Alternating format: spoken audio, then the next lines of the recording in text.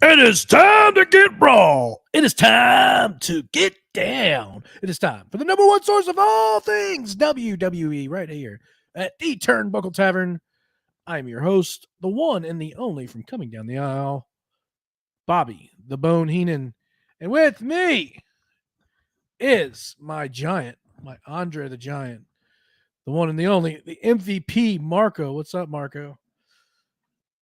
Marco. Oh no, I'm just coming off a little bit of cold. So if it, voice a little bit stuffy. But other than that, it was a fun Christmas weekend. How was your Christmas weekend? Not bad, man. Not too shabby. You know, my wife's birthday is actually December 24th. So, and I know your birthday. Happy birthday! Earlier birthday. You got a birthday coming up. Yeah, New Year's Eve. Yeah. So, last day of the year, huh? Yeah, I know, right? Yeah, that's funny. Her birthday's on Christmas Eve. Mine's New Year's Eve. So. Yeah. I remember us kind of talking about that when we were up in Boston over the summer, a little bit. But right. So we did some birthday celebrations, and then we did, of course, gather with the family. So. Sporting this brand new WCW hat, trying to do my best Acefield retro here. If you're watching it on YouTube, that's I just picked that up, got that for Christmas. But exciting times are ahead. Yes, new year, new WWE, new wrestling, new everything. But also something new for the tavern. Yeah. If you're watching on YouTube, you can see the little ticker right now. Got a Patreon coming starting January 1, day one, baby.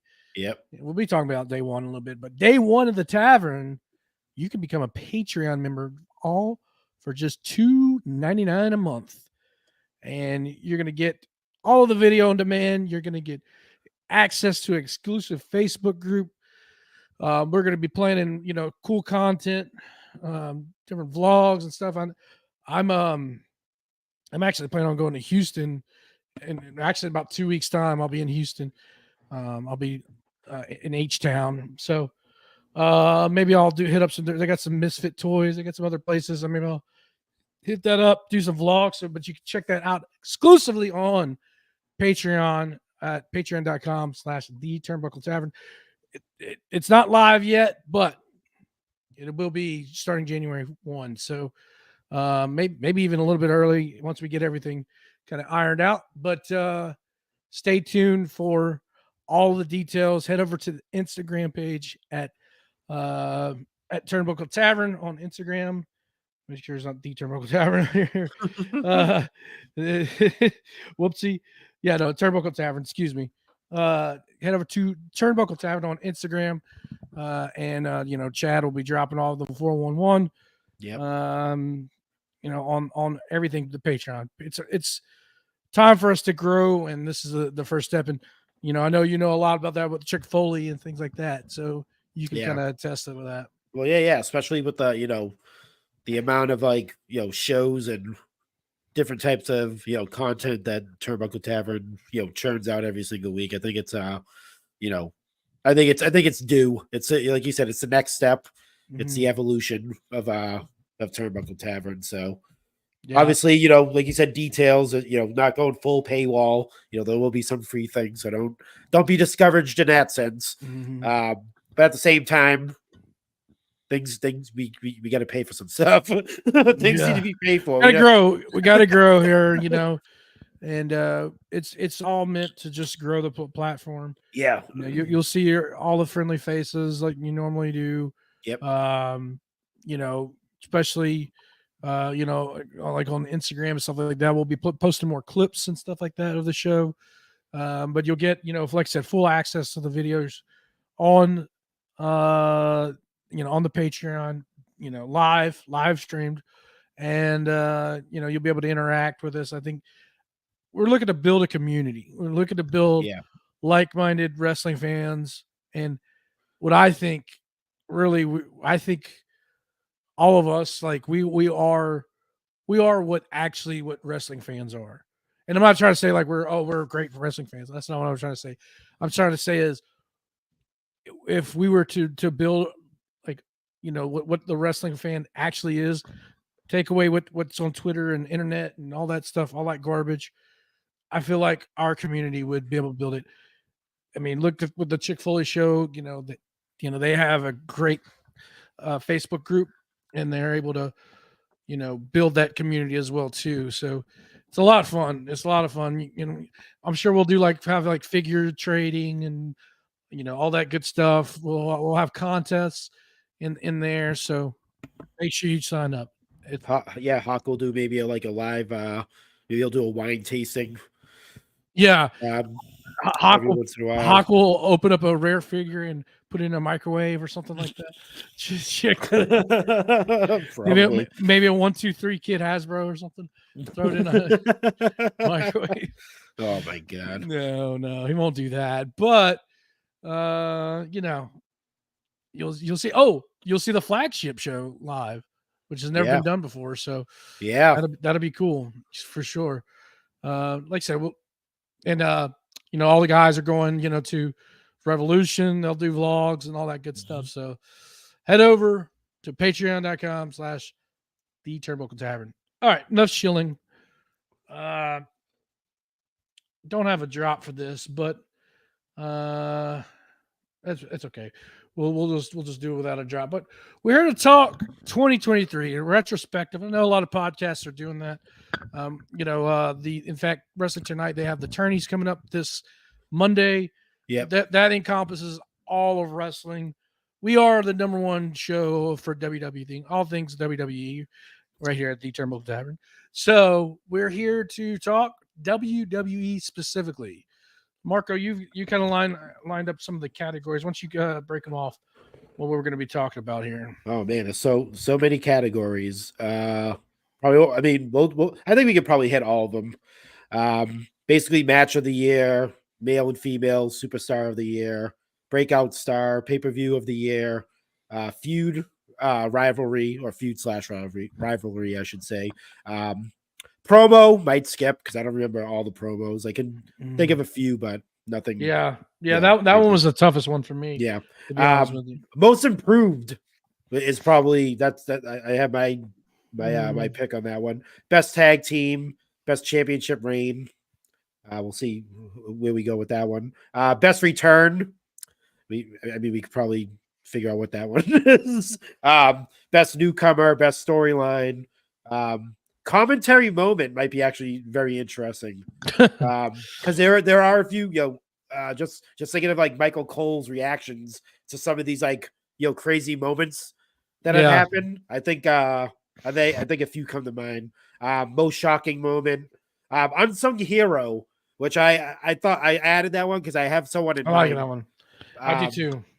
And then best brand of the year. What is it? Raw? Is it NXT? Or is it SmackDown? Because you could definitely make an argument for each and every one of those brands. Oh, 100%. Yeah, I would say so. So yeah, that's like I said, just going back to some of WWE's Instagram and a few other WWE pages. They've been going back and showing the things that have happened over the course of the year that you totally forgot about. Like there's so much stuff. I mean, it's really hard to pick a definitive thing, but we'll see. Do you want to bounce around? Do you want to go? Yeah, we'll just bounce around. Let's go. Let's start with best PLE of the year. Ooh, let's just knock that one out. That's tough. It is pretty tough. obviously this is a banner year for WWE. Yeah. I think we're gonna kind of like tally this one. I was like, okay, this is one that'll be definitely to remember.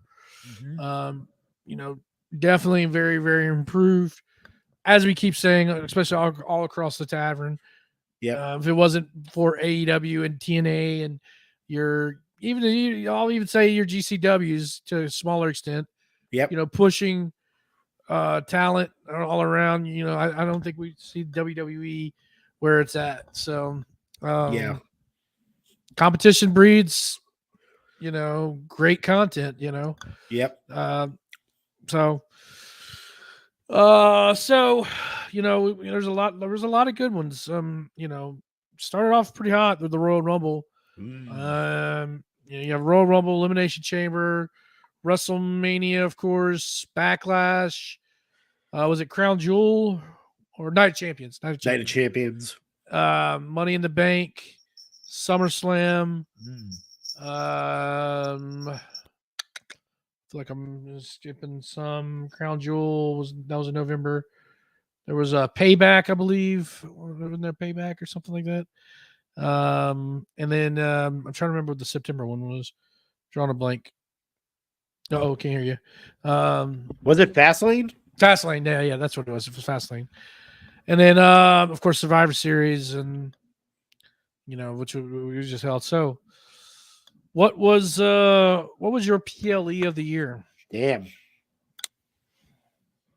I kind of want to include like the NXT ones because they only had a couple. They didn't have one every single year, but man, just because I kind of think this PLE, I should say, kind of like was like a launching pad for what we're seeing now with with everything.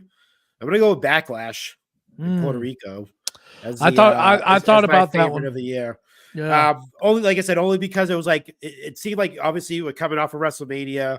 We know what happened. Not that WrestleMania was bad this year. Right. It just seemed like you couldn't get more like it was just weird. Like you had WrestleMania, that's the excitement. But then Backlash comes around, and now you get like it was more excitement. It was like obviously it was in Puerto Rico this time around. Right. They proved that like international shows are pretty. That I think, like I said, that was a launching pad for like now the next year, which we'll talk about. You're starting to see there's a show in Germany, there's a show in France, they're doing Australia. Yeah. So a lot of these like international shows are getting bigger, and I think it's because of that Backlash, that crowd. Yeah. I mean, it's insane. The crowd was insane. The matches, whatever, however you want to put them, but just the electricity that crowd was, portraying, I think, like I said, kind of launched that, that international, that global thing that they've been trying to do. And then obviously with Endeavor and stuff like that. And, them, now they own WWE now. And obviously this was before they purchased the WWE, the Backlash pay-per-view happened. It was announced. It was already announced, but it was definitely like a page turning moment. Yeah. It was like obviously, Triple H kind of not really, we didn't know. I mean, obviously he was in control, but Vince McMahon still was a part of it. So, a lot of uncertain things, but I think, like I said, that pay-per-view for me personally was like that kick started like what we're seeing now. Right. Remind me a lot of Canadian Stampede back in the day. Yeah. That was, oh man, that crowd, that was another electric type of atmosphere. Even though that was like a one match card, we had actually better matches on this card. But yeah, definitely, yeah. That was pretty much like a one match card. Literally, if you go back and watch that pay-per-view, I think they had like 3 other matches on that night, and they were just like, okay, yeah, Art Foundation out yet? Yeah. But that night, you had of course that Bad Bunny match, which was insane. The entrance, like if you watch that like back, crazy. The drone footage, that's when they started doing like the kind of like the drone entrance thing there too, which is pretty cool. You had the Bloodline taking on Riddle, Sammy, and KO, which that kind of like was surprisingly good. Yeah. You know, we thought a lot of those matches were just gonna be thrown together. It was just like, okay, Yeah, it was like EO and Bianca. That was yeah, another. yeah, it was just some random stuff all night, and then man, yeah, that was the start of EO's big run too. That's another, like I said, another Yeah, launching pad was like right. the EO, the push behind EO, and Mhm. obviously, like I said, Triple H is in charge because pretty much everyone that was in Wow. NXT is like in the main event right But now. Which is, that match opened the card, and mm, it was a fire starter, man. yeah, that the crowd was cheering for They were EO, they're lit. They booing were lit. Bianca. Yeah, and Bianca did a good job too, kind of Yeah, yep, placating as a kind of heel. Like she kind of heard the crowd and started doing a good job. For sure. play into it. Yep. Yeah, playing into it. Yeah, great night. I picked. I went with the easy pick, to be honest with you. I really leaned heavily with Backlash. I thought about it, but I was like, man, it's hard to just beat like what WrestleMania did. More Yeah, specifically, night one. Night one of yeah, WrestleMania yep, was just like, it just was like a crescendo. Just got just higher and better and better and better. And then we ended it with that tag team match, yep, which we never saw a tag team match up until WrestleMania 1 was the last time we saw a tag team match main event yeah, WrestleMania, yep. which is pretty crazy. I know it was night one, but It's it, still, I mean, it's still, right it's still, it's still nowadays, it's yeah, considered it's the definitely main a main event. event. Yeah. Yeah. So yeah, it just Mm, yeah, it was just that was just really, for me, that was just kind of, it's like hard for me to really be that. I did consider Money in the Bank. mm. Money in the Bank was pretty good, especially Roman getting pinned. Yes. That Yep. was the first match where we saw Roman Yep. getting pinned since 2019, Yeah. which is pretty True. crazy. I mean, Jay of course pinned him, and then that led to their SummerSlam match. Um, I did consider, like I said, I consider that one. I considered Survivor Series. Thought Survivor Series was Mm, good. yeah. But I, to be honest with you, out of the big four, I think SummerSlam was a dud this year. Yeah. If I'm being real. Yeah. Yeah. That I was gonna go Royal Rumble at the top of Yeah, the year because obviously yeah, that like kind of kick started the bloodline downfall and all that stuff with Sammy and yeah. hitting Roman in the back. How crazy is that was like at Right. the top of the year? All that stuff. Elimination Chamber. I could have went with that. Yeah, I was heavily leaning on that. yeah, And, yeah. Sammy going into that red hot and stuff like that. So Right. That's yeah. That was that where Seth lost his title, lost the U.S. title, uh or no. I'm sorry. Didn't Theory retain? I believe so. Yeah. I think Yeah, he did. yeah, yeah. I was trying to think who won the elimination, the actual Yeah, elimination because that chamber was match. yeah, that's right. I think he did retain. Yeah. Hmm. Yeah. Lot of good pay-per-views though. Um, very excited to see what's in store. Of course, we got Royal Rumble coming up. It's coming up a few weeks here. So what's next? What's the next category you want to go with? Let's see. So I'll let you pick. we did PLE. Let's go most improved wrestler of the year. And you can Okay. well, let's start with you because I started the last time All around. right. Who do you get as improved? It could be obviously anything. It doesn't have to be like skills. Right. It could just be like they were kind of like just kind of like floating along and then boom, just hit something and now they're Yeah. I went with Dirty Dom. mm, Dirty I Dom. like okay. We saw kind of like this progression towards the end of last year. In fact, it's right out a year ago where we saw the prison gimmick Yeah. start up, but that match he had with his dad at Yep. WrestleMania was a game changer for him. I think he did a really great job. And it was a big light on that match. Of course, his dad was, um, inducted in the Hall of Fame that year, last year.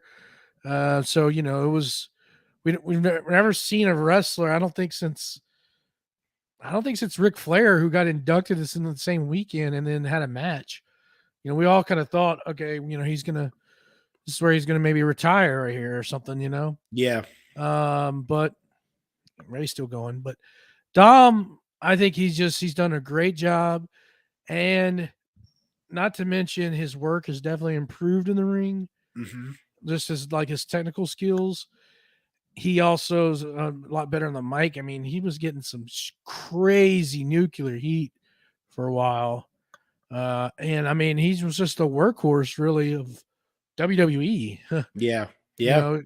Between him and Cody, I think they had almost 100 matches each, Yeah. So Combined. Yeah. No, not combined. Actually. Yeah. Around over 200 matches. Close to it. Yeah. So, I mean, he won the North American title. That was his first singles title. Really stepped up the game of that title as well too. Yep. Big catalyst for the Judgment Day. How they were, if you think back, once he started doing that prison gimmick, really, I mean, that's when Judgment Day kind of started taking off. Yeah. Yep. Like finally, like they turned that corner. So I think he was a big catalyst for what Judgment Day has. So that's why I went with Dirty Dom, baby. Yeah, dude, I like that pick. I do like. He was definitely on my list of like most improved. Like you said, mainly once that prison gimmick hit, that was because it was like he joined and it was like you can only hate your father for so long, right? You got to try to get like something going. Like what's Dominic Mysterio like? What's his thing? So like obviously people hate him naturally. And all he had to do was just kind of like turn it up a little bit more, which is I thought was perfect. Right. I'm gonna go with excuse me. I'm gonna go with main event Jey Uso as my improved. Only because we actually this time around we actually got to see him really solo by himself. Not on a different brand. Right. Not tied to them, not even a mention. I mean, obviously they mention the bloodline when, anyone that they have wronged in the past that gets brought up. But other than that, I mean, from him, it was kind of like, does he need Roman? Does he need Jimmy by his side? Does he need Solo to make his gimmick work? And I think he definitely proved that, him jumping ship to Raw. Even when he turned his back on the bloodline, like we seen it coming. We see like the whole storyline. We know what happened, but to actually see him leave and go out like really on his own, that's when we actually got to see Jey Uso as a talent. He's had some like great matches on Raw.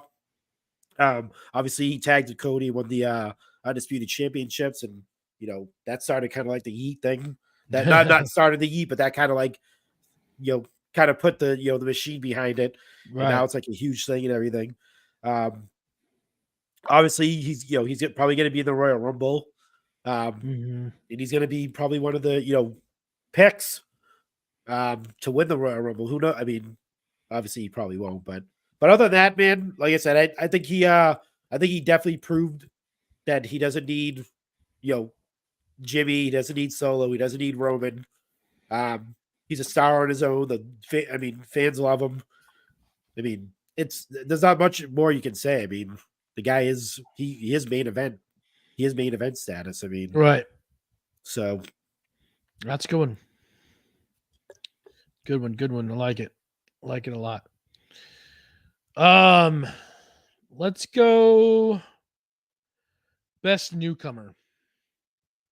Ooh. CM Punk. No, I'm joking. Man, that's tough. Because we might have to include like NXT in this as well for newcomers, because there hasn't been really much newcomers. Right. I mean, if you want to throw in Logan Paul, I guess, but he's had matches last year. So I mean, he's technically could be a newcomer. Damn, that was a hard one to pick for me. I couldn't really think of anyone. I'm gonna go with a really newcomer, I'm gonna go with Lexis King as my newcomer. Yeah. I think he's definitely, like we talked about this before when he first entered NXT. We seen the promos where you're just like, yeah, kind of shitting on his dad Right. and the legacy and all that stuff. I get it. Now, seeing him now and seeing what his character is, you don't want to have the Cody Rhodes Dusty correlation where he's like, always talking about his dad and doing stuff for his dad and all this type of stuff like that. I mean, that's someone else's gimmick. He doesn't want to do that. But I think he's definitely gonna be one of the breakout dudes. He might go to the roster faster than most of those guys. I don't think he'll be in NXT for a super long time. You think I'm so? not sure about that. I think he'll hang around. Maybe for character, but not. I mean, in ring skill, I think he's. Oh fine. yeah, I don't think he needs to do anything extra down there. I think he could maybe be character like work, if anything. He could be a backbone for the NXT brand. Definitely see him winning the breakout star, the tournament that's going on right now. I definitely see him winning it, and I definitely see him winning the title at some point. Like I think he's probably going to be the big guy down there, and I'm not sure what they're going to do with like Braun Breaker and Carmelo Hayes and all that stuff, but you can see that he's already being pushed. Like Shawn Michaels already has his like claws into Lexus King, and he's already making the movement to get him to be probably like their top heel right now. You don't see a lot of these guys and girls. They're not getting pushed too quickly up to the main roster. No, they're not. No, they're really just let them get their reps. Yep. I think he'll still be around for a while. Yeah. What I think they'll do is like have him show up on like Raw, like kind of like Carmelo, like make him have him have some matches, have him some interaction with people, because there are people on the roster that he can interact with and stuff like that. And I think if they follow the gimmick, and maybe they'll do like a gimmick where he kind of like copies his dad and just shows up randomly on shows and shit like that. And he's kind of like the loose cannon 2.0 type of deal, which would be pretty cool. But yeah, I'm going with him. I think just seeing the push that they're giving him, and I think he's just going to be one of their biggest stars. They didn't pull him from AEW for nothing. They have plans for the guy. Yeah, that's a good one. I went with like they're not necessarily a newcomer per se, but they got called up to the main roster, and I see a lot of promise in a floundering division that they can revitalize, and that's the Creed brothers. Yeah. Okay. It's a good choice. Yeah, I great choice. I see a lot of upside with them. I think they will. I think like I said, they'll revitalize that tag division, help really kick it off. I'd like to see them beat Judgment Day for the titles. To be honest with you. Yeah, definitely. And that's one of my big hopes for WWE in 2024 is just let's get better tag teams. Let's focus on tag teams. I know that's never been their MO, but yeah, I feel like wrestling fans are clamoring for tag team action, like more than ever. And I think that's a lot of what what AEW did. AEW's tag division definitely has taken a step back as well too, I would say, but it's still pretty hot. Yeah, and I think you can really revitalize tag team wrestling right now, and so there's an opportunity there. And I think putting the titles in the Creed brothers is a good way to start. You still have Street Profits out there. Yeah, the Viking Raiders. It's time to push these guys. Not American Alpha. Pretty Deadly's out there as well. Pretty Deadly. Yeah, you got a lot of good tag teams. I don't want to see the titles end up on two single stars. Like, I think after Judgment Day has him, I don't think you'll see that anymore. Personally, for some reason, I just think, like you said, the old regime wasn't really into the tag team division. But even if it's 3 tag teams, that like just think of the Attitude Era when it was just like the New Age Outlaws, the Dudleys, and the Hardys just battling for the titles. You don't need like a million tag teams. You have 3 or 4 good tag teams and just have them feud around those tag titles, man. That's like right. that's all you really need. But I mean, see it going they that have route. it. They have it Yeah, right now. So I see it. I see it going that route. Once I think I think it's in a holding pattern. I think Triple H is trying to build the tag team division for WWE, like on the main roster, I should say. And I think after they lose them, I think we'll see more. I think you'll probably see new belts. You'll be seeing 4 titles anymore. You'll probably just see new tag titles in the next year. Hopefully. And then hopefully we get some good tag matches, like you said, Alpha Academy, Creed Brothers, Pretty Deadly, Butch, and whoever he's in a tag with now, because what do you call it's gone. I don't know. I have no clue who's in a tag with, but Luke is going to come back in, and it's going to be the new Bushwhackers. Street Profits. What do you call it? Legado de Fantasma is kind of back together with so you get those guys on the roster. So yeah, I mean, they can do it. Yep. Breakout star of the year. Ooh, breakout star. Who did I pick? Oh, that was an easy one, I think, for me anyway. Logan. Okay. Yeah, that's a good one. With the championship win. Right. Obviously he's on TV every week, but he just shows once he shows up on TV, he's good on the mic now. He didn't have to be. Yeah, no, he didn't. No, he didn't. No, he can do those like little vignettes that he does. Like he'll do like he'll do kind of promo and they'll just show it on TV. Like he's encompassing the being a WWE. He calls himself a WWE superstar. Yeah, he's taking it on. If you've seen his new Christmas photo, what is he wearing in his Christmas photo with his wife? He's wearing that U.S. title in his Christmas photo. Yeah. So like he is something else. Yeah, I think it was obviously in ring too. Like dude's amazing in ring. Right. We got to just say it now. You can't just say like, oh, it's Logan Paul. He sucks. It's like, no, he doesn't suck, dude. He's just fucking. Dude's naturally athletic. I definitely see them giving him another title, like a different title or a main title at some point.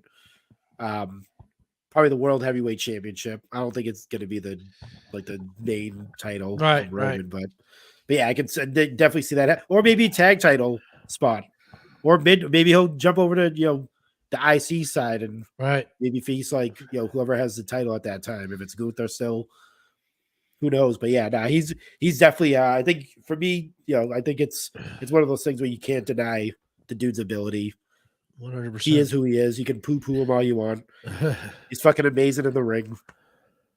I mean, I don't think there's anything else he has to like prove unless, I mean, with that said, being like a main heavyweight championship holder. But other than that, like I said, guy's amazing, dude. Yep. That's a good one. I actually went with Jey Uso here.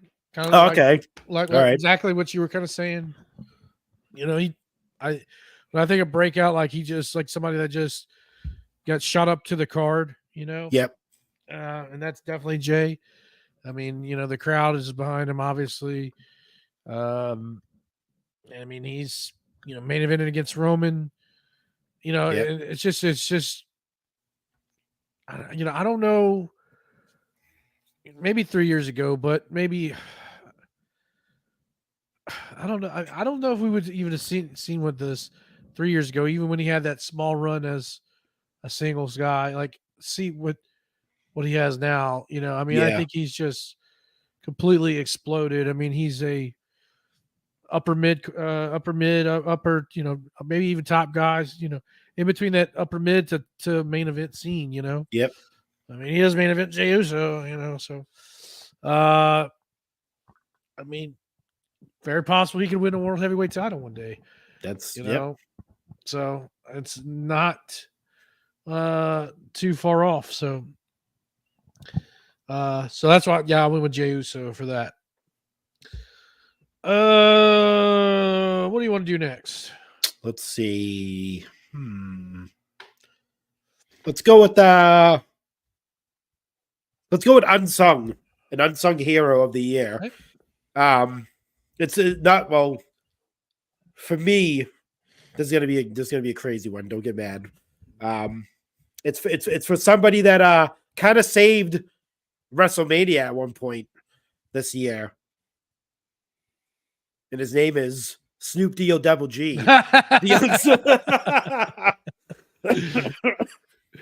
Snoop Dogg. He's getting so much praise for that segment when Right. fucking everyone got injured in the middle of and it was a Shane McMahon came out and fucking tore his quad in the middle of the thing. And then what did Snoop Dogg improvise? Yeah. He kind of saved that segment, him and the Miz together. So That's I was gonna say the hilarious. Miz as my thing, but I thought it'd be funny just to throw Snoop Dogg Yeah. in there because he was getting the praise the next after that weekend. It was like holy shit, you see what happened with Snoop Dogg? Like he had to just fucking like oh shit, Shane McMahon just fucking tore his quads. Like just as a performer, just thinking like what the hell should I do? Like he wasn't probably like planning to do that shit. He had to kind of like take over what Shane McMahon was going to do to the Miz. His performer side definitely took over. And like I said, he's not a wrestler by any means. No. I mean, he's an athlete. He plays basketball. But other than that, yeah, he's an entertainer. And he he picked up on the cues. He said, fuck it. People's elbow, all that shit. So he's my unsung hero of the year. Snoop D-O Double G. Yeah. That's a good one. I went a little different route. I went with Chad Gable. I like that. I like that too. Because I mean, he is like on every episode of Raw. Yeah, has at least a match, some type of match, something, some or he's segment, some type of segment, or he's ringside, maybe even multiple segments. Dude is just killer in the ring. Really, honestly, no reason why he shouldn't be in the World Heavyweight title picture. Yeah, maybe because he's a little too goofy at times. I can maybe see that, but yeah. But I mean, that's how he's booked too, so you can't really fault him for that. Yeah, either. true. I almost feel like they're missing the boat with that guy. Yeah. I mean, he's like Kurt Angle's son. he's who should have been Kurt Angle's son. Pretty much, yeah. Now, I wish they not that the IC title division isn't bad or anything like that, but I wish it was more. I wish it was more accessible to win right now as opposed to having this long reign. Well, and he had a great feud with Gunther too. I actually kind of forgot about that until you brought that up. But I don't know. He just whenever his number is called, he outperforms. He does it better than anyone else. I think he's needing to give some more chances. I would like to see him feud with Gunther again and maybe take that title from Gunther. I think that's my choice for the next in line for the IC champion. Yeah, I think so. I think it'd be epic if he does pull that off. Yeah. And that was actually one of Gunther's, I think he said that was one of his favorite matches of, so far anyway, is him and Chad Gable. Yeah. Most shocking moment. Should we just do it? 1, 2, 3. CM Punk returning. CM Punk returning. Literally, that's what I was going. Well, you can go that, or you can go Sammy too, with the chair to Roman's back. Yeah, that whole crowd went freaking. But who but honestly, yeah. I know a lot of people called it whatever. Like everybody was expecting it, but honestly, when you saw Pepsi feel, to hear the music play, I think just hearing In Living Color play, and then that was insane enough. Yeah, hear that. Yeah. I thought no chance in hell he would be back. I was on that team. I'm still almost kind of can't believe that he's back. So, well, I mean, as we're talking, he's here. MSG, he just had his match with with Dirty Dom. Yeah. Yep. So it's real. Which I hate that they did that. Honestly, I'm gonna be real. I get it. I get why they did it. It's ring rust. You gotta whatever. If it was a bad performance, you don't want that on TV and stuff like that. He has to get his reps in. And they didn't want him to get hurt on TV. That's another that's another point there. But yeah, yeah, definitely. Like obviously, like you said, with the a lot of the rumors, social media going crazy. People saying yes, he's going to return. Some people saying no, and then like as it got down to the wire, it was like, yeah, he's not. There's no way he's coming back. No way. Nope. All of us in the chat, 12 of us, 10 of us, whatever, we're all saying, nah, not happening. It's one of those things where like I said, like I kind of said this I think last week or the week before, like trying to get out of the the bubble of things and going like, all right, Vince is no longer in charge of WWE. He does not own it. Another company owns WWE. Right. That other company that owns WWE had a relationship with CM Punk at one point. Well, because but he thought Triple H said they had no. Oh yeah, that is true. No dealings with it. So. They who's signing who's putting the money up. Right. It's still Endeavor. It's like. You could say he could be kayfabe all he wants and say like, oh no one knew about it. They had to know about it. Ari signed the check. He already works with UFC as of now. That's what I mean. Like he's getting double checks from Endeavor. Well, that's what I mean. Like we kind of forget. Like our thing is like us as wrestling fans, we're still like kind of not detached from the fact that like this is no longer the WWE that we knew just last year. It's completely different owners.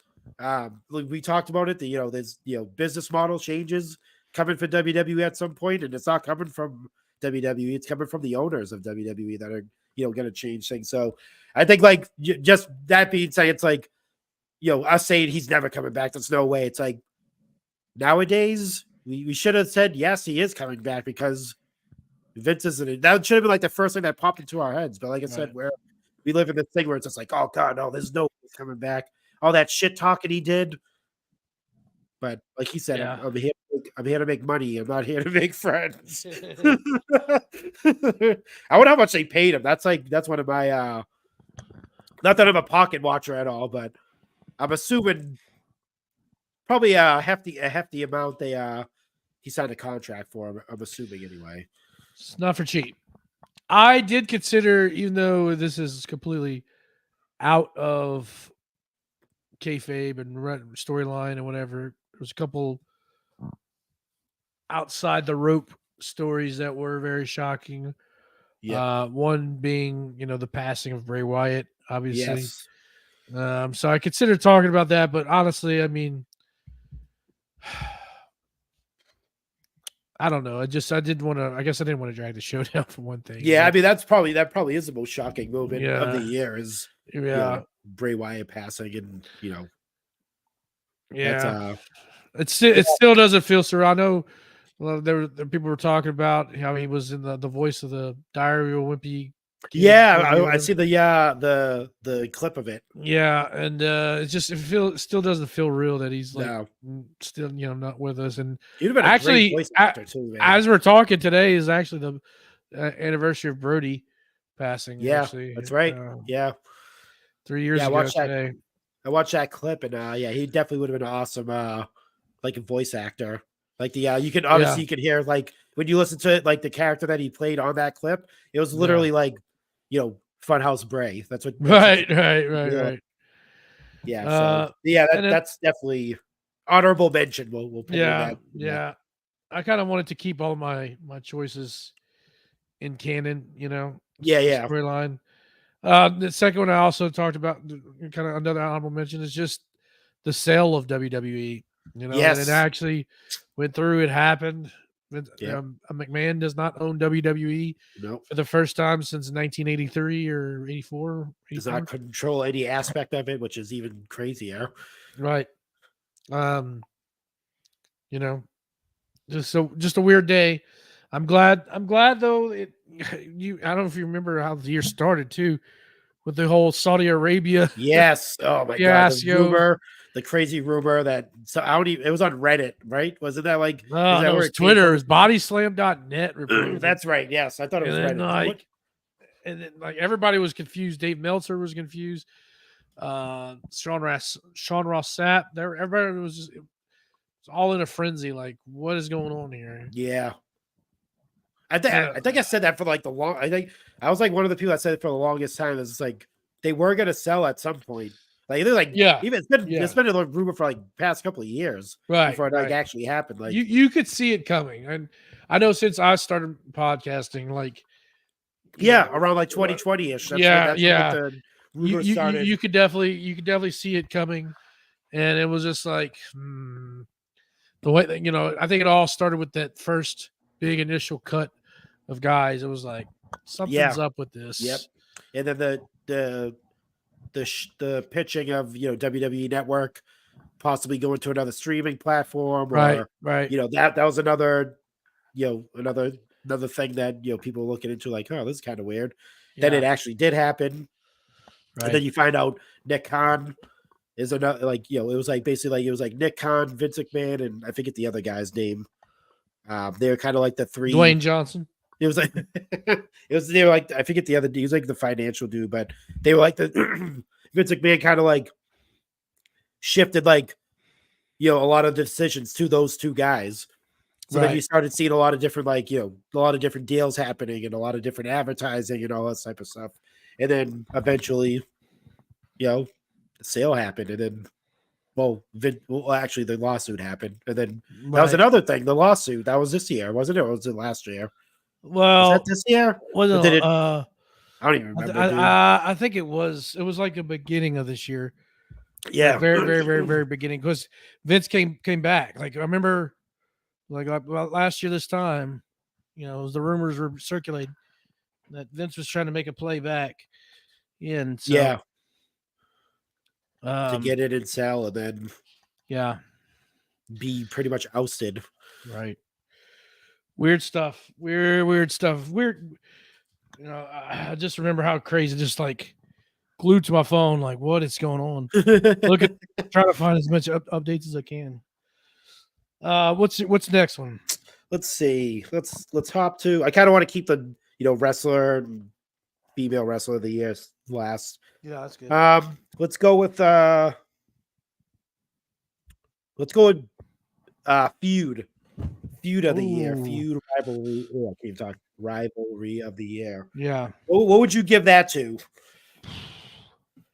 This was difficult. A lot of great feuds. I went with Sammy and the Bloodline, because that kind of led to the breakup of the Bloodline. So yeah, so that's what I went with. Huh. You didn't want to go Judgment Day versus everybody all year long and in main event matches? I'm joking. No, yeah, it didn't grab me as like a main storyline. I mean, it was good. It was serviceable for what it needed to be, but at the same time, it kind of caused a little bit of a downfall. Yeah. I'd say downfall, but it'll just it's made everything kind of stagnant for a while. Yeah. Yeah, there weren't many there weren't crazy long like feuds and stuff like that. Obviously with you had Trish and Becky. That was probably the longest one next to the Bloodline storyline, if you want to pick one. I'm gonna go also Bloodline, but I'm gonna go the Usos versus Roman and Solo, the Civil War storyline that was running. Concur with everything. So it's that right there. Obviously, was the begin with the which kind of was one of my moments of the year too. Was the if you're out, he's like if you're out, then I'm out too, and the super kick to Roman and all that type of stuff. Yeah, then obviously leads to to that type. So that just that whole storyline, the feud within the Bloodline crumbling within was my pick for feud of the year. The Usos versus Roman and Solo, and then Jay leading to Jay getting the pin, first time being pinned in 3 years. Right, pretty crazy. So yeah, that is crazy. It is crazy. I'm all tangled up here. Sorry if you hear. hear me shuffling around here. There was I think was there any other like honorable mention feuds? Finn and you could go Finn and I thought about doing Finn and Seth. Yeah, that was yeah. I was thinking of that. They did a good job. Because I was trying to think of who Seth was, and I was like, who the hell Cody Roman. Cody Roman. Cody Brock, man. That's Cody another Brock good was one. good. They said you probably could go Trish and Becky if you want to. You could, but they also mismanaged it towards the end there. So yeah. But it was very well done up until the end. I was gonna say Rhea and Charlotte because that was kind of like a long time, which led to the probably the best match on Mania this past year. Right. But yeah, like I said, I think Bloodline just took over. If it wasn't like the actual Bloodline storyline, like I said, for me, the side story of the Usos kind of like turning their backs on Roman and forging their own path, obviously until they ended up splitting. But yeah, I think it was just another dominant year for the Bloodline in that sense. Let's see. I think did we go through everything already? Let's see. We got let's do match of the year. Ooh, that's tough. Man.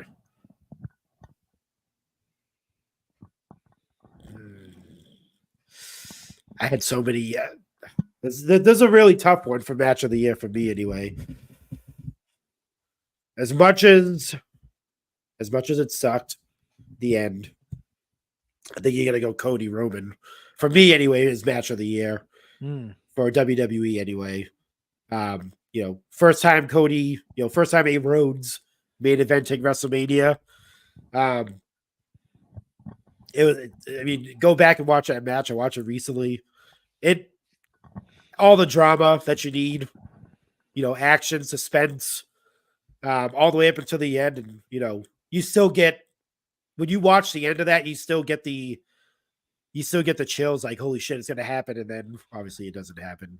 So for me, if you go back and watch a match that you already watched and still get the same feeling and stuff like that, that to me is what makes it match of the year. But runner up was another match from that night, which I just mentioned earlier. Rhea and Charlotte for me would have been my pick, but I'm gonna go with Cody Roman. I picked a WrestleMania match, but it was any of those two matches. Okay. Right. I went Gunther versus Drew versus Sheamus. Hard hitting action. Yes. Just crazy. Like look just man, I don't know. They just beat the shit out of each other that night. Just so good. I think this like really turned the corner for Gunther too. Yeah. So yeah, I went Gunther. I went with that match. So yeah, and I think you can also say it's kind of like a turning point for Drew anyway, kind of like his path to where he is now. Wearing all white at that point to now wearing all black. Yeah. Being like a all for himself type of deal, which is which we kind of predicted. I mean, I think he's taking that title, man. I think day one. It's looking like it. To me, anyway. Looking like it. Yeah, I don't know. We'll see. Best championship reign. Ooh.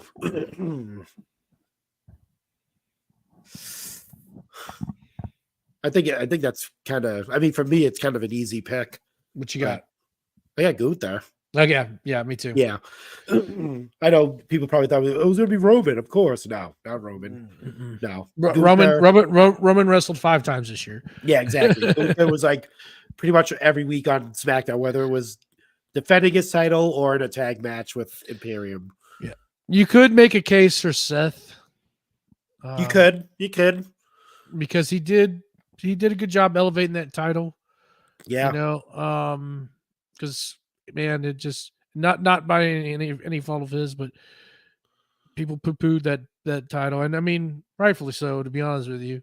Yeah. And it still has some stank on it. It's still the second place title. It's silver medal. Still, I think it'll still looked upon, but I think he's done a good job elevating. And that is kind of the beauty thing with Roman not being there is he is allowed to elevate that title. Yeah. But I mean, Gunther, just night in, night out, had best matches all year long. Even like with Miz, okay, Yeah. shined with Miz. So, yeah, I went Gunther with this. Yeah, you can. Yeah, there's really only two. Like you said, it was either Seth or Gunther. You can't throw Rhea in there. She's pretty much on the Roman Reigns plan, where it's only like a few title matches a year. You can't go. I was gonna go Io, but she won obviously the title a little bit later in the year. Yeah. So couldn't really go with that. But yeah, definitely. Definitely Gunther is the. Gunther beat the record too this year too. So yeah, that's another thing. He actually broke a record. I mean, Roman Reigns broke a lot of records already, but not number one. He's not number one. No, definitely not in our eyes anyway. Well, I mean, like number one in that title span. So that's true. Not yet. Or maybe not ever. Best return. Best return. Oh, so what were you going to say? Was it going to be the same thing, I guess? CM Punk? I went Randy. Oh, yeah. Damn, I forgot freaking Randy Orton. I don't even consider necessarily that CM Punk's returned yet because he hasn't had a match. He hasn't had a match until, of course, tonight. Yeah. Yeah. I went Randy, because it didn't look like he was going to come back at all.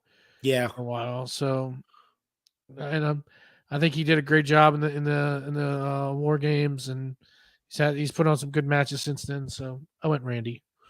I want to say, didn't Charlotte return this year? Earlier this year? Possibly, but gone again. Not very. Yeah, which is crazy. That wasn't very memorable though. So yeah, she just showed up at like a random SmackDown, I believe. She did. Yeah, I think she won like the title too. Yeah, that's right. Yeah, did she beat? No, she didn't beat Ronda. She beat Asuka. I think so. I think it was Asuka. Yeah, I can't remember. It was really random. Yeah, let's go. Yeah, we'll go. I'll go with you with Randy on that. Okay, that's definitely return of the year after 18 long months. Yeah. What we got? Tag team. Let's go with tag team. Who's the best tag? Who's the tag team of the year in WWE? It's tough, right?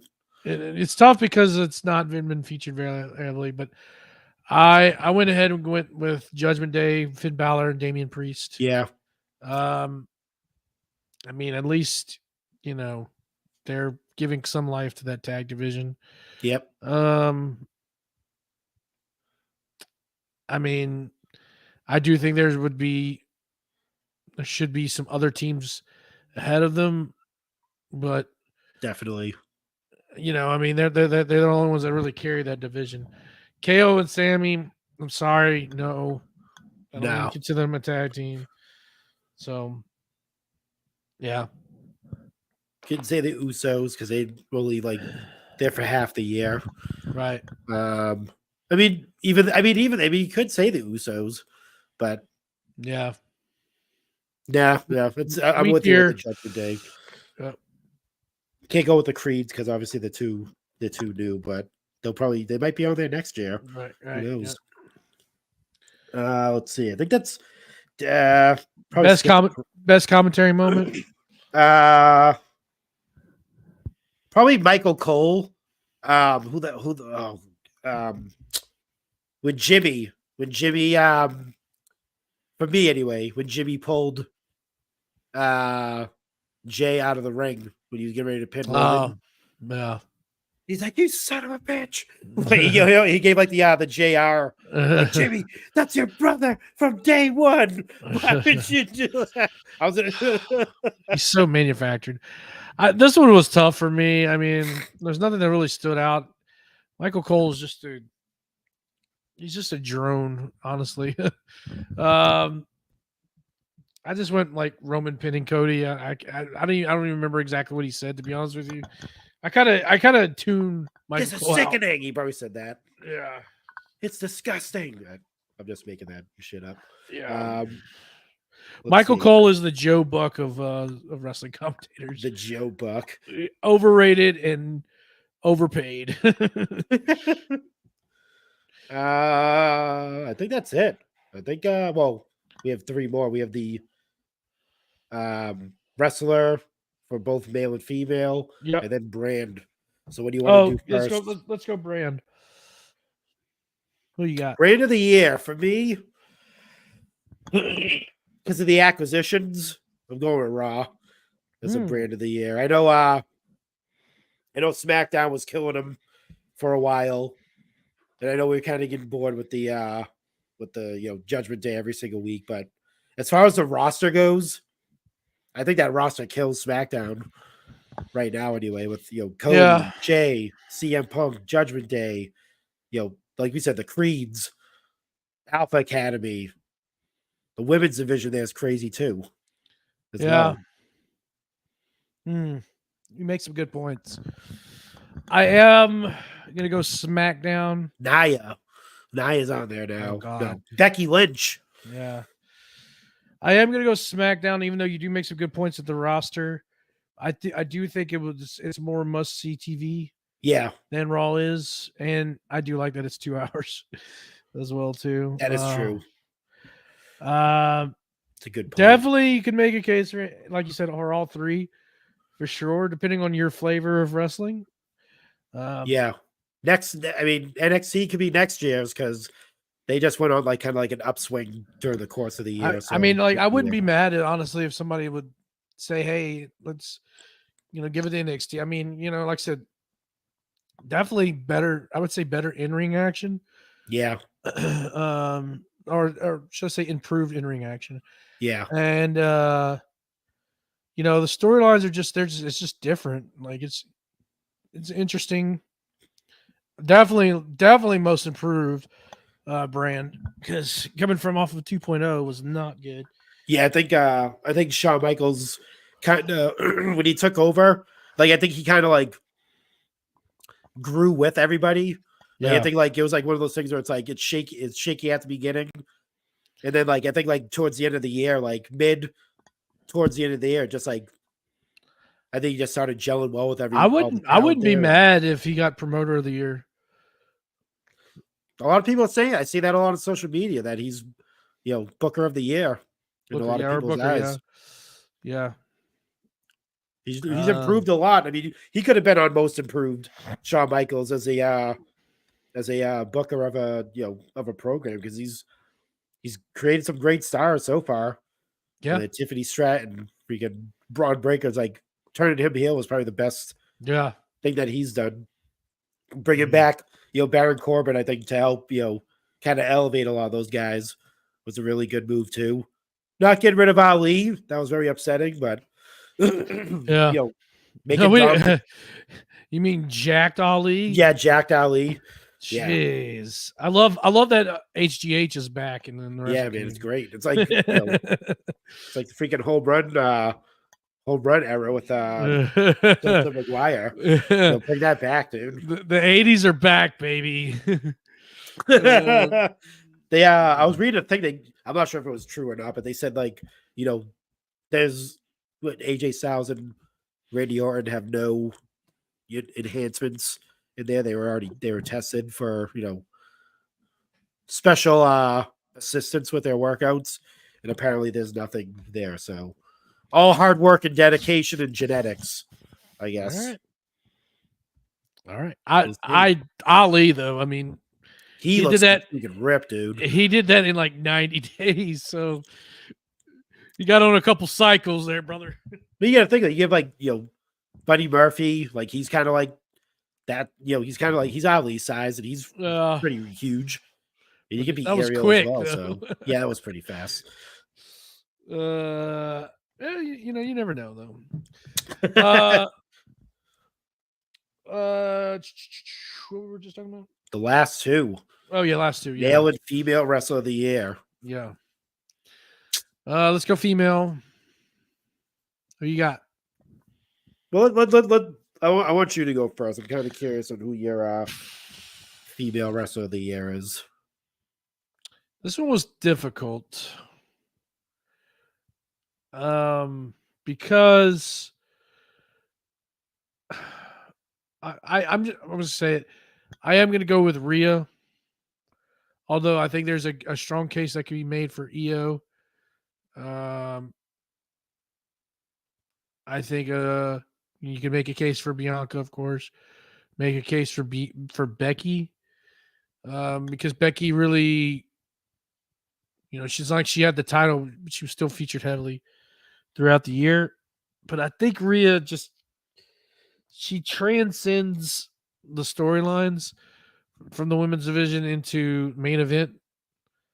The main event scene as well. And she's such a great utility player that you could plug her in any segment and it would work. So that's ultimately why I went with Rhea. However, I don't think she had the best matches. So that's one negative tick for her, I guess. So that's why I went, but I did end up going with Rhea. Yeah, this was tough for me as well. I was going to also go with EO. She's probably like an honorable mention because she kind of had like a rise towards the end of the middle towards the end of the year. But for me, I'm gonna go like consistency for my pick. Someone that's been like kind of like it's one of those people where you watch and you're not sure like where they're going. Like not if they're gonna leave the company or anything like that. It's just like this person was at a point like a former champion, multiple time champion. I think the first Grand Slam champion for women, for the women's roster. And then like now it's kind of like at the beginning you're like, I'm not sure what's happening, but now I'm starting to see some type of change. This person just recently signed a new deal with them as well, so they're not going anywhere, which leads me to believe that they're going into Mania season, probably facing for the title. I'm gonna go with Bailey as my female wrestler of the year. That's cool. Like I say, consistency.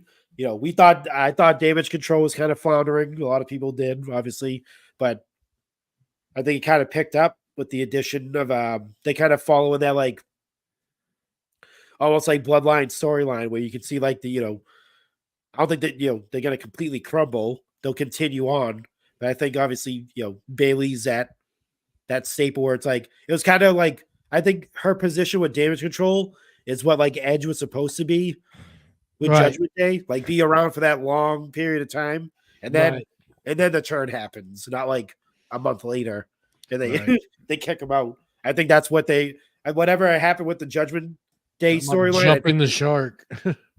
I think is pretty much what I think they're doing is what was going to happen with that storyline is kind of what's happening with the Damage Control storyline. Bailey put all these people together because they didn't get a fair chance. Blah blah. Now that they're successful, they don't need her anymore. And they already have like you said, they have Kairi Sane's back. Asuka's with the group now. I think Dakota's going to be like the Bailey kind of like leadership role once Bailey gets kicked out of the group. Yeah. I think Dakota's going to be like that. She's going to be the the orchestrator of the but you can kind of see it a little bit. Just try to transition Bailey out. She'll go solo, head into the Rumble, and I expect something to begin in January for that to happen. But for me, like I said, Bailey, like I said, she's consistent, matches every week. I think we talk about Cody and Dom. She has to be up there for matches throughout the year as well. I think she pretty much has a match for the most part every other week on SmackDown, whether it's in a tag or a singles match. Right. So I'm gonna go with Bailey as my my female wrestler of the year. I'm not mad at it. All right. Biggie. The big one. Male wrestler of the year for the WWE Universe. And that is Baron Corbin. No, I'm joking. Whoa. No, I'm joking. I'm not going Baron Corbin. This was also very tough. It was tough. So many people to pick. I'm gonna go with Seth Rollins. Honorable mention, Cody. But I'm gonna go with Seth because we kind of talked about it before with the him getting the second hand title, him making the most of it, defending it every single week. Him having an awesome program with Shinsuke Nakamura, which was gonna be it was very good. Which he's gonna be my breakout star because he kind of had a resurgence as as a heel. But I think it's in the beginning still because he went from Seth to Cody, and I'm waiting to see who he goes against next. But yeah, I think for me, Seth kind of proved that if you give him the chance, he's gonna show and prove if you need him to. I think obviously before the title is kind of iffy where he was going and how he was being portrayed and if he was ever going to get a title shot or anything. But I think he proved us that just give him the shot and he'll be successful in whatever he does. He has a skill set. He has the mic skills. He has the look, obviously. So that's my pick. I went. This was difficult too. My honorable mention. I do like that Seth pick. I think that's very good too. Honorable mention. You could say Gunther. Yeah, he was another. It was really between three. It was Seth, Gunther, and Cody. I was gonna go but I did go ahead and go with Cody. Yeah.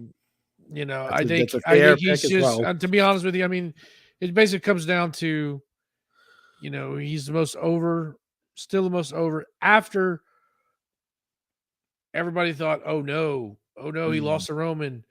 People hit the panic button real quick, and he flipped that script. And I mean, he was a worksman all year long. Definitely proved himself, especially after the injury. Yep. I mean, didn't have to work the amount of matches he did, but he still did. I mean, he's pretty much in every house. He's doing every house show loop. I mean, he's just over in that documentary this year too was fantastic. I know that not really plays in the rest of the year, but I mean, it's just his everything. He's just, and you could make a case for LA Knight too. Maybe more on the breakout. We forgot to mention breakout star too. Yeah, you could probably mention that for LA Knight. But I mean, he's just so over, man. The crowd, the fans just can't get enough of Cody. And in this day and age where it's hard to be a babyface, and he does a great job with it. Like, there's no booze. People aren't tired of his act. And that kind of shows you too where everything's at. Especially how well a job or how great of job the heels are doing in the same aspect by keeping Cody over. Yeah. I have to go Cody. Yeah. That was gonna be, I mean, like you said, I was gonna go Cody as well. But not that he doesn't deserve it, but I figured, you had it. It was like you said, it was hard. You make a case for everybody. I feel like just saying Cody's the easy pick, but I mean, because it's the easy pick, it's got to be him. Yeah. They said I like the fact that there's all this competition within because they're going to try to outdo not just obviously outside of the WWE, but within the WWE, because they're all going to compete against each other, and they're all going to try to outdo each other, and that's going to make for better product. And you hear Seth Rollins every week how he says he's the best in the world, and he's he can beat anyone. He'll take on any Oh, challenge. Philly Phil, stay away. Stay away, you cancer. Get away from me forever. Like, sorry, I had to do it. no, but it's true. It's like the dude comes out every week. He puts on amazing matches. Like I said, great feud with Shinsuke Nakamura. And that kind of like helped Shinsuke become that heel that we're seeing now. Which is awesome. We're getting those awesome segments. With him speaking in his natural language and then reading the subtitles, as opposed to him, having them come out there with the mic. You focus your eyes on the screen and get a like an actual picture of what he's saying, and that's not, I don't want to say it's thanks to Seth, but that was the kickoff point for that. Yeah, and like you mentioned, he's doing the house show loop, stuff like that. Me and the kid will be going tomorrow. Oh, that's all right. To TD for the second stop on the holiday tour. Today was obviously the MSG show. Yeah, it will be. I think Cody. Who's headlining? I think I want to say Cody's the main event. I think it's Cody and Shinsuke. Cody and Shinsuke or something like that. Okay. I think it's Cody, Shinsuke, and it's Cody, Shinsuke, and Seth Rollins or some shit like that. I forget. It's like a triple threat match. But yeah, like Jey Uso's gonna be there. Sammy, he actually posted on his Instagram that he's back. So he's gonna be on the house show loop. Yeah, so Sammy will be back. Just took a little break, huh? Little break. Nothing wrong with that. But yeah, like I said, can't go wrong with either one. I mean, like I said, they're battling to see who the best wrestler is. Obviously, Cody has the wins over Seth Rollins. He defeated him pretty much every time they face each other. So, but with that being said, I think that's it. That's a wrap on the. That's 2023, folks. Yeah. Other than that, we're looking forward to next week with the themed WWE shows that are happening. Yep. So what do we have to look forward to for next week? Day one is on Monday, and then New Year's Revolution is on SmackDown Friday. Yeah. So what do we have to look forward to on both those shows? Let's see. Let me pull up my my thing here again. So for day one, we have, it looks like Becky Lynch and Nia Jax is going to be for day one. They're going to have that match there. And just remember, this is a thing before. There's not going to be anything until Royal Rumble. So, right, they have a whole month to build and all that stuff. Tegan and Natalya versus Shayna Baszler and Zoe Stark. Whoever wins, number one contender for the women's tag team championships, who are now what's her name? I forget their names. The new tag. Caden Carter and something. Yeah, I can't think of their names. Yeah. Rhea and Ivy for the women's world championship. Ivy. Yeah. And then Seth Rollins and Drew McIntyre so far. Those are the 4 matches. That will be the match to watch. And I think for New Year's Revolution, I believe they announced the triple threat match for the number one contender spot against Roman, which I think is LA Knight, Randy Orton, and AJ Styles. Yeah. I think they I think it's KO and Santos Escobar to determine who faces Logan Paul at Royal Rumble. That's another match.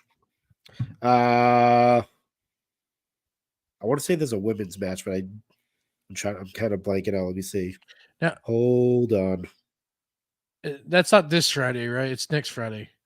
Yeah, next Friday, not this Friday. This Friday is a is a SmackDown review. Yeah, it's a SmackDown best of SmackDown. Yeah. So they're not they're not doing that.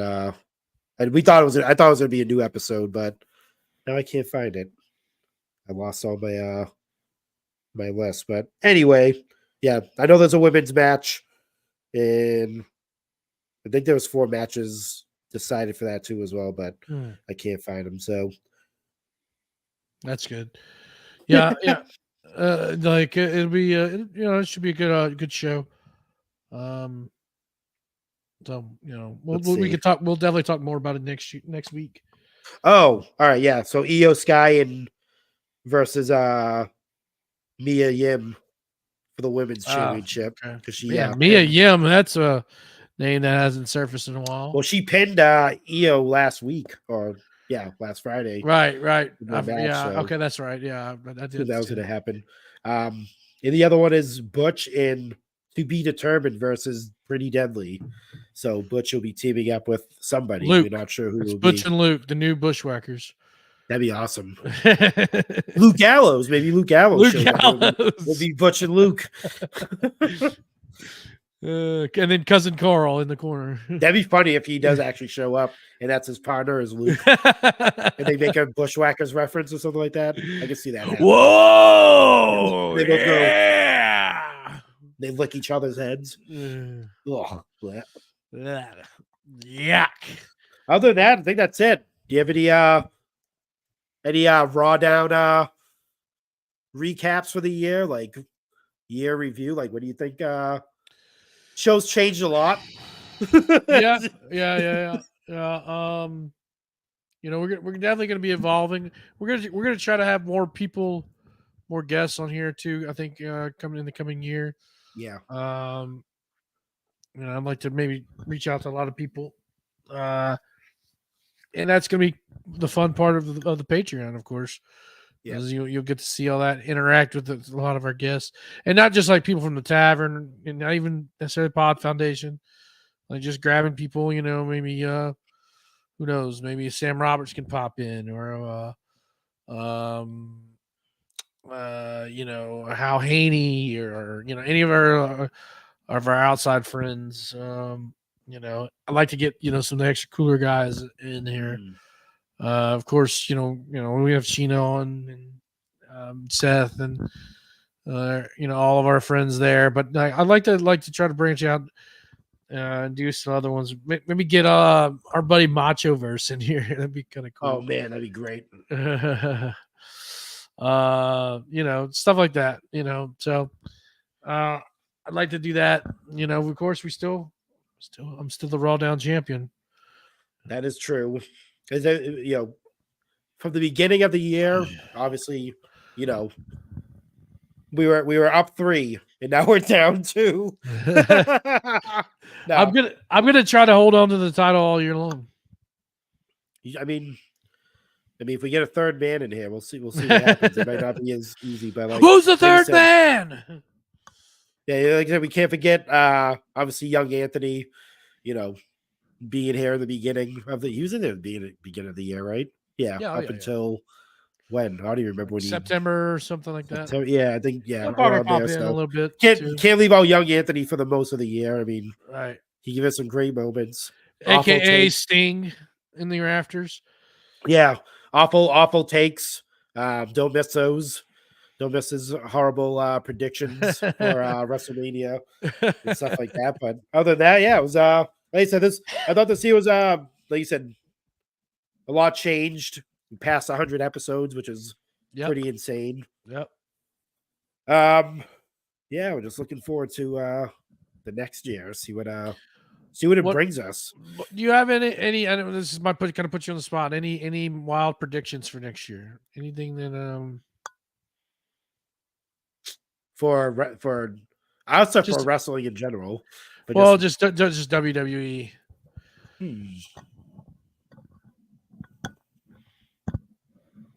I know they kind of already announced this, with the AJPW, match that's happening with what the hell's his name? Regal's son there. Charlie Dempsey. Yeah. My wild prediction is going to be more of those types of crossovers happening. We got more crossovers. Yeah, that's what I was going to say too. I think we're going to see it. I think this is the year. Yeah, I think next year, let's this year, let's get the sale done. Start the new regime. Yeah. Go back to the drawing board. I think next year we're going to see you said we still have that TNA pay-per-view coming up where we're supposed to get some wild ass like appearance. Right. So I think we both predicted it would be someone from the WWE showing up Yeah. there, and I think we'll see it on the Royal Rumble. I think we'll see someone from TNA like we did. With, That'd be cool. I'd be down. And see Naomi pop up. You never know. Have Josh Alexander show up or something like that. You know. Yeah, current women's champion over there, Knockouts champion. Yeah. Naomi show up at the Rumble. I'd be down for it. Yeah, I think some forbidden door stuff will be happening, I think, with this Triple H regime. Interesting. Well, I think it's that time of the night. Hey, yo. Survey time. No. Hey, yo. Marco, what's going on Chick-fil-A land? Nothing much. Goal Line, obviously, new episode out now. Definitely check that out. I believe we're recording this week, our year end, either this week or next week, not sure. I thought it was going to be tonight. Thank God it wasn't, because that would have been no, that'd been awkward. Jabo would have been 1 man in it tonight by himself, just doing everything. But so thankfully they didn't do that. But yeah, so expect a year end / Chickies episode where we give rewards to the best figure, worst figure, same thing we did here, best match, worst match, all that type of stuff. So definitely look out for that. Check out all the open mic episodes that are out so far. That's all. I mean, you can definitely do that. I think we're dropping a new episode this week. I believe that'll be, I think it's Gold Bars and Hooks. Is this if we do release it? He's awesome. Definitely check him out on Instagram. Posts a lot of wrestling clips and stuff like that.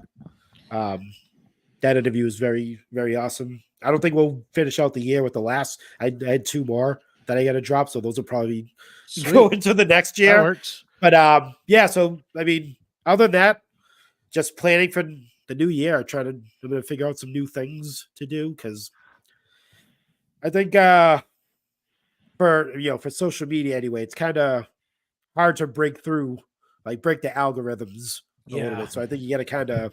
That's why we're doing Patreon, baby. Yeah, you got to do that, and you got to kind of pivot a little bit. So, trying out some new things might be on TikTok a little bit more as far as like doing I think I was gonna call it open mic drops, which is basically just a quick 1 minute and 30-second type of quick reaction, that type of stuff, or just some random thought. If I have some some bullshit controversial thing I want to throw out there, just hop on and say it and see what happens. Try to garner some interest that way. Maybe leak it over to Instagram, but Instagram's kind of it's you get buried a lot there by other things. But anyway, new episodes definitely will be coming out. I already have a few lined up. Sometime in January we'll be recording those. So look out for new episodes and a new format. Not a new format in the sense of the show, but just new things. Just gonna try to get out a little bit more. New things. New year, new things. There you go. Right? This week, head over coming down the aisle, pod.com. I may just drop just a short episode. We'll see. I didn't drop an episode this week with Christmas. We may try. I say me, my wife and I may try to go see Iron Claw. Oh, nice. We may try. I might try to give her a review on it. Of course, we won't do spoilers, but we'll do. I'm thinking we'll try to get what kind of her thoughts on it, but also have her watch the actual match, or some of the matches that they were talking about on there. So maybe something with the Von Erichs versus the Freebirds or something along those lines. Okay. Not quite sure. So stay tuned for that. And then, I'm going to be trying out some few things too. So stay tuned. Coming down the aisle, Instagram, it's the best place to kind of catch up with what's going on in that world. So, and of course, Turnbuckle Tavern, it's that time.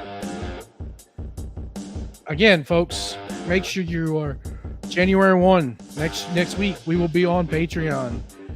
make sure you are heading over to patreon.com/The Turnbuckle Tavern to subscribe. Also, you can head over to theturnbuckletavern.com. Watch out for some other cool stuff on the website.